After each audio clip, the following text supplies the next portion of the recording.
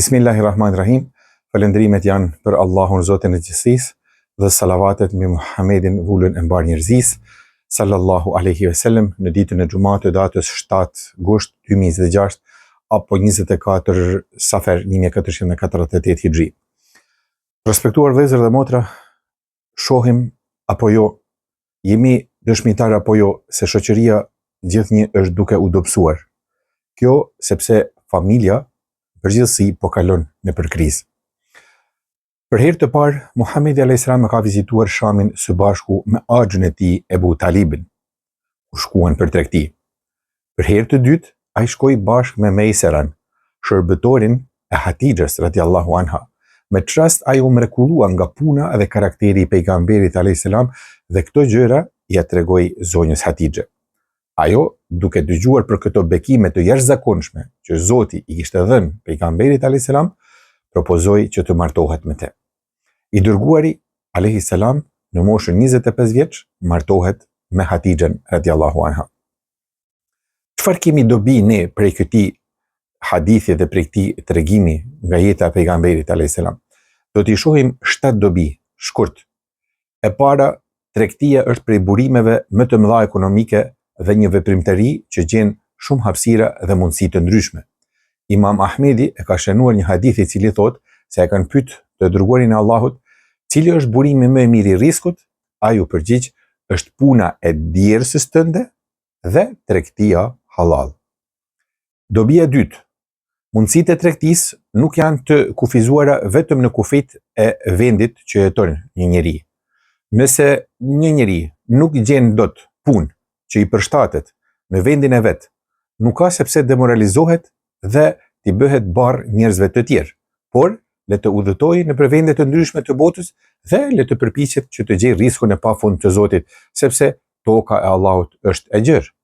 A nuk thot Allahu subhanahu wa taala në surën Muzammil ajeti 20, disa do të udhëtojnë nëpër botë duke kërkuar mirësitë e tij për jetesë.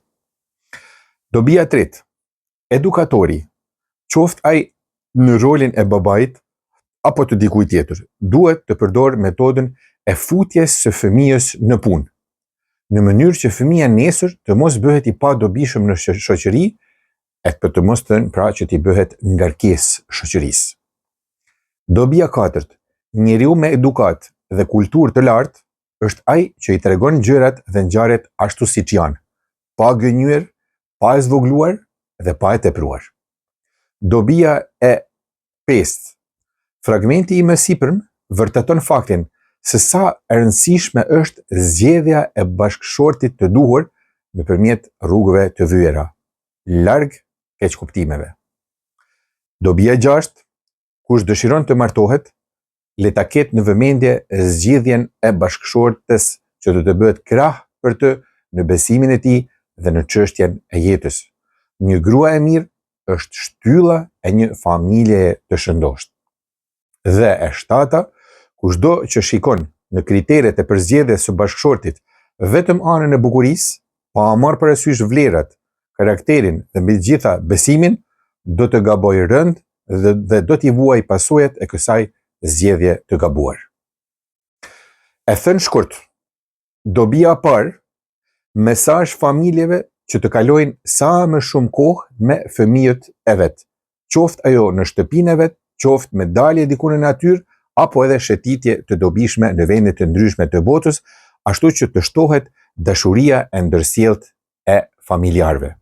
Dhe dobia e dytë, bëni çmos që gjatë edukimit fëmijëve t'u ambillni dashurinë për martesën e hershme dhe jetën ekskluzivisht në gjirin e familjes, ashtu që shoqëria të jetë sa më e mirë dhe sa më e shëndoshtë. Vetëm nëse i përmbahemi kësaj, shpresojmë që inshallah do të bëhet më mirë, sepse mos respektimi i këtyre udhëzimeve nuk mund të jap shpresë në atë që njerëzit thonë inshallah do bëhet mirë. Inshallah do bëhet mirë, por pasi që ne ta bëjmë mirë, sepse asgjë nuk bëhet vetë jo mirë.